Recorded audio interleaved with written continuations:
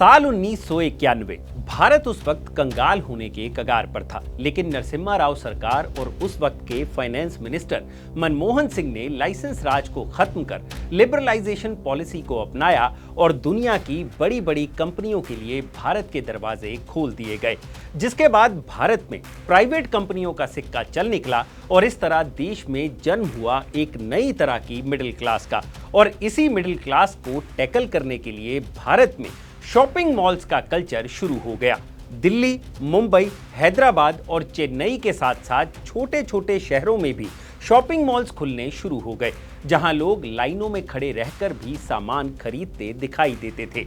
लेकिन फिर ऐसा क्या हुआ कि 2024 आते आते भारत में शॉपिंग मॉल्स पर बंद होने का खतरा मंडराने लगा है। क्या आपको पता है, इस वक्त भारत में 64 मॉल्स ऐसे हैं जो फेल हो चुके हैं, जिन्हें कहा जाता है घोस्ट मॉल्स, और आने वाले वक्त में 132 मॉल्स और ऐसे हैं जो कभी भी घोस्ट मॉल की कैटेगरी में आ सकते हैं। यानी इन मॉल्स पर भी फेल होने का खतरा मंडरा रहा है।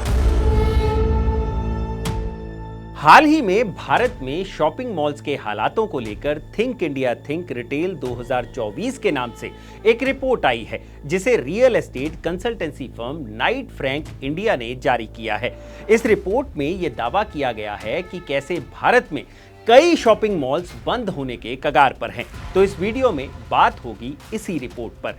क्या आपको पता है, भारत में पहला शॉपिंग मॉल 1863 में खुला था और फिर कैसे भारत में शॉपिंग मॉल्स का चलन बढ़ता चला गया, और उन कारणों पर भी चर्चा करेंगे जिनकी वजह से लोगों ने इन मॉल्स में जाना छोड़ दिया है, और इन मॉल्स के फेल होने का आप पर और हम पर क्या असर पड़ेगा। नमस्कार, मैं हूं भूपेंद्र सोनी और आप देख रहे हैं किस्सा अनकट, और ये किस्सा है भारत के बंद होते शॉपिंग मॉल्स का।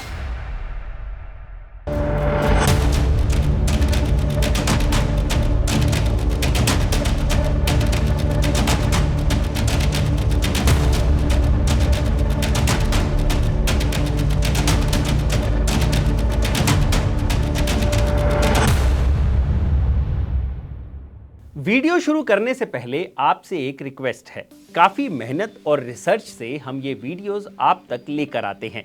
ऐसे में अगर आप इस वीडियो को लाइक करेंगे तो ये ज्यादा से ज्यादा लोगों तक पहुंच पाएगा, इसलिए प्लीज वीडियो को लाइक जरूर करें। अब आते हैं अपनी कहानी पर। भारत में सबसे पहला शॉपिंग मॉल आज से लगभग 160 साल पहले खोला गया था। साल 1863 में मद्रास प्रेसिडेंसी में चार्ल्स ड्यूरेंट और जे.डब्ल्यू. स्पेंसर ने भारत के सबसे पहले मॉल की शुरुआत की थी, जिसे नाम दिया गया था स्पेंसर प्लाजा। अपने वक्त में ये मॉल काफी मशहूर था और अंग्रेजी शासन में इसकी तस्वीरें पोस्ट कार्ड पर भी छपा करती थी। फिर 1983 में इस मॉल में भीषण आग लगी, जिसके बाद ये बंद हो गया। 1987 में वाशी सदरंगानी और एम बालासुब्रमण्यम ने दोबारा से इस मॉल को कंस्ट्रक्ट करना शुरू किया। 1991 में इसका पहला हिस्सा जनता के लिए खोल दिया गया, लेकिन 2001 में 4 फेज में ये पूरा मॉल बनकर तैयार हुआ था। इस नए मॉल का नाम भी स्पेंसर प्लाजा ही रखा गया था, जो चेन्नई के अन्ना सलाई रोड पर स्थित है, और इस तरह ये आजादी के बाद भी भारत का पहला मॉल बन गया। रिपोर्ट्स के मुताबिक ये शॉपिंग मॉल भी अब पुराना हो चुका है और कस्टमर्स ने अब इससे भी दूरी बना ली है। खैर, ये तो हुई स्पेंसर प्लाजा की बात। इसके अलावा आपका ये जानना भी जरूरी है कि दुनिया में शॉपिंग मॉल्स का कॉन्सेप्ट लेकर आने वाले शख्स का नाम था विक्टर ग्रुएन, जो उन चंद लोगों में से एक हैं जिन्हें father of American shopping malls भी कहा जाता है। 1956 में गुरियन ने अपना पहला ग्रैंड शॉपिंग कॉम्प्लेक्स खोला था, जिसका टोटल एरिया था 8 लाख स्क्वायर फीट। ये मॉल साउथ डेल सेंटर इन एडिना, मिनेसोटा में खोला गया था, जिसके बाद अब तक अमेरिका में 1200 मॉल्स खुल चुके हैं। अब लगे हाथ भारत में शॉपिंग मॉल्स कल्चर की एक टाइमलाइन पर भी नजर मार लेते हैं। स्पेंसर मॉल को छोड़ दिया जाए तो भारत में शॉपिंग मॉल कल्चर कोई ज्यादा पुराना नहीं है। साल 1999 में मुंबई और दिल्ली में सबसे पहले मॉल्स खोले गए थे। पहले मुंबई में क्रॉसरोड्स मॉल खुला और फिर दिल्ली में आंसल प्लाजा। उसके बाद धीरे धीरे भारत के बाकी शहरों में शॉपिंग मॉल्स खुलने शुरू हुए। 2003 में मुंबई, दिल्ली, कोलकाता, बेंगलुरु, चेन्नई, हैदराबाद, पुणे और टियर 1 और टियर 2 सिटीज जैसे कि गुड़गांव, नोएडा, गाजियाबाद में मॉल्स की संख्या बढ़नी शुरू हो गई। फिर जयपुर, चंडीगढ़ और लखनऊ जैसे शहरों का नंबर आया और वहां भी मार्केट्स की जगह शॉपिंग मॉल्स ने ले ली। 2008 तक मॉल कल्चर में काफी बढ़ोतरी देखी गई, लेकिन फिर 2008 की मंदी ने सब बदल कर रख दिया। मंदी के दौरान लोगों की परचेजिंग पावर पर असर पड़ा और मॉल में बिजनेस करने वालों को काफी दिक्कतों का सामना करना पड़ा। कैश फ्लो की दिक्कत के चलते मॉल्स में चल रहे कई स्टोर्स भी बंद करने पड़े। लेकिन इस मंदी ने डेवलपर्स को एक सीख दी कि शॉपिंग मॉल्स बनाते वक्त उन्हें आने वाली दिक्कतों को भी ध्यान में रखना होगा, जिसके चलते ज्यादा ऑर्गेनाइज्ड मैनेजमेंट स्ट्रेटजीज पर काम शुरू हुआ, जिसके लिए विदेशी आर्किटेक्ट्स और मैनेजमेंट एक्सपर्ट्स की मदद ली गई, जिन्हें शॉपिंग मॉल्स बनाने से लेकर उन्हें चलाने का भी पूरा एक्सपीरियंस था। 2011 के बाद भारत में अलग तरह के एडवांस्ड इंफ्रास्ट्रक्चर वाले मॉल्स बनने शुरू हुए, जिनमें अलग अलग तरह की सुविधाएं थी। पहले के जो मॉल्स थे उनमें दुकानदार ज्यादा थे, लेकिन इन मॉल्स में ज्यादातर जगह विदेशी ब्रांड्स ने घेरनी शुरू कर दी। इसके अलावा entertainment, gaming zones, restaurants and bars भी इस मॉल का हिस्सा बन गए, जिसके चलते कस्टमर फुटफॉल भी बढ़ गया। एक रिपोर्ट के मुताबिक अब तक भारत में 600 के करीब शॉपिंग मॉल्स खुल चुके हैं। लेकिन सवाल ये उठता है कि भारत में शॉपिंग मॉल्स फेल क्यों हो रहे हैं। इसके लिए think India think retail 2024 report के आंकड़ों पर नजर मारनी होगी। यह रिपोर्ट भारत की 29 सिटीज और 340 शॉपिंग सेंटर्स की स्टडी के आधार पर तैयार की गई है। इस रिपोर्ट में भारत के शॉपिंग मॉल्स को 3 कैटेगरी में बांटा गया है: ग्रेड ए, बी और सी। ग्रेड ए मॉल्स वो होते हैं जिनका एरिया 5 लाख स्क्वायर फीट या उससे ज्यादा होता है। ग्रेड बी कैटेगरी में आने वाले मॉल्स का एरिया 1 से 5 लाख स्क्वायर फीट के बीच होता है और इससे कम एरिया वाले मॉल्स को सी कैटेगरी में रखा जाता है। अब रिपोर्ट ये दावा कर रही है कि ग्रेड बी और ग्रेड सी कैटेगरी के मॉल्स का घोस्ट मॉल की लिस्ट में आने का खतरा ज्यादा है, यानी जो बड़े बड़े शॉपिंग मॉल्स हैं उनके डूबने का खतरा कम है। रिपोर्ट में बताया गया है कि जिस मॉल में खाली दुकानों की संख्या 40% से ज्यादा है, उन मॉल्स को घोस्ट मॉल की कैटेगरी में रखा जाता है। 2022 में जहां 57 मॉल्स घोस्ट मॉल की कैटेगरी में थे, वहीं 2024 में यह संख्या बढ़कर 64 हो गई है और 132 मॉल्स ऐसे हैं जहां खाली पड़ी दुकानों की संख्या 36.2% है, यानी ये मॉल्स 40% के बिल्कुल करीब हैं। आने वाले वक्त में ये भी घोस्ट मॉल बन सकते हैं और ये सब मॉल्स ग्रेड सी कैटेगरी में आते हैं। अब लगे हाथ ये भी जान लीजिए कि भारत के किस शहर में सबसे ज्यादा घोस्ट मॉल्स हैं।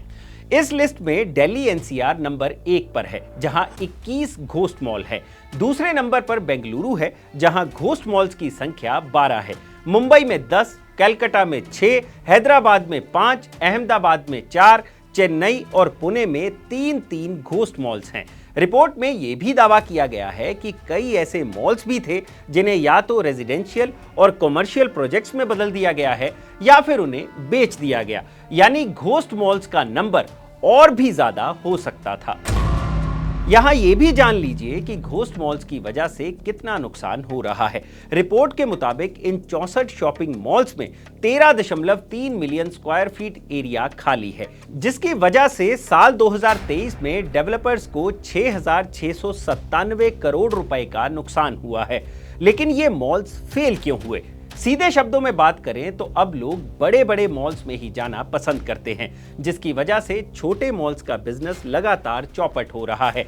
बाकी इनके फेल होने की वजह इनका poor design, ineffective management, lack of maintenance, uninviting exteriors और इनसफिशिएंट रिटेलर्स भी हैं। फंडा सीधा सा है, जो मॉल देखने में अच्छा है और जहां सभी बड़े बड़े ब्रांड्स हैं, लोग वहीं पर जाना पसंद करते हैं। लेकिन क्या लॉन्ग टर्म में ऑनलाइन शॉपिंग का मॉल कल्चर पर कोई असर पड़ेगा? यानी ये जो बड़े बड़े शॉपिंग मॉल्स हैं, ये बचे रहेंगे या फिर इन पर भी घोस्ट मॉल का ठप्पा लग सकता है? भारत में इंटरनेट क्रांति के बाद अब लोग ऑनलाइन शॉपिंग भी कर रहे हैं और धीरे धीरे ऑनलाइन शॉपिंग का ट्रेंड बढ़ता ही जा रहा है, जिसके पीछे की वजह है घर पर बैठे आराम से शॉपिंग करना और ऊपर से डिस्काउंटेड प्राइस भी मिलना जो मॉल में नहीं मिलते। ऐसे में ई कॉमर्स सेक्टर भी ग्रो कर रहा है। इंडियन ब्रांड इक्विटी फाउंडेशन के आंकड़ों पर नजर मारे तो 2025 तक ई कॉमर्स सेक्टर लगभग 190 बिलियन यूएस डॉलर की इंडस्ट्री बन जाएगा और 2030 तक ये आंकड़ा लगभग 350 बिलियन डॉलर्स होने की उम्मीद है। लेकिन नाइट फ्रैंक इंडिया की जो रिपोर्ट आई है उसके मुताबिक टियर 1 और टियर 2 सिटीज के शॉपिंग सेंटर्स का कंपाउंडेड एनुअल ग्रोथ रेट यानी CAGR 23% आंका गया है, जबकि ई कॉमर्स सेक्टर 18% के CAGR के साथ ही आगे बढ़ रहा है। यानी अभी बड़े मॉल्स गेम में बने रहेंगे, क्योंकि ज्यादातर इंडियन आज भी कपड़ा मॉल से ट्राई करके पहनने में ही यकीन रखते हैं। अब आते हैं अपने आखिरी सवाल पर कि क्या इन मॉल्स के बंद होने का असर आम भारतीय पर भी पड़ेगा या नहीं। नाइट फ्रैंक इंडिया की रिपोर्ट के मुताबिक घोस्ट मॉल्स की संख्या बढ़ने से नौकरियां जाएंगी और भारत की इकोनॉमी में अव्यवस्था भी बढ़ेगी और इसका काफी ज्यादा असर स्मॉल रिटेलर्स और सर्विस प्रोवाइडर्स पर भी पड़ेगा। यानी कुल मिलाकर बात इतनी है कि जैसे बड़े बड़े व्यापारी आज के वक्त में छोटे व्यापारियों के लिए समस्या बने हुए हैं, वैसे ही बड़े बड़े मॉल्स भी छोटे छोटे मॉल्स को खत्म करने पर तुले हुए हैं। तो ये है भारत के बढ़ते हुए घोस्ट मॉल्स का पूरा कच्चा चिट्ठा। और अगर आपको ये किस्सा पसंद आया हो तो इसे लाइक और शेयर जरूर करें और जानकारी से भरे ऐसे ही और वीडियोस देखने के लिए सब्सक्राइब करें हमारा चैनल अनकट। शुक्रिया।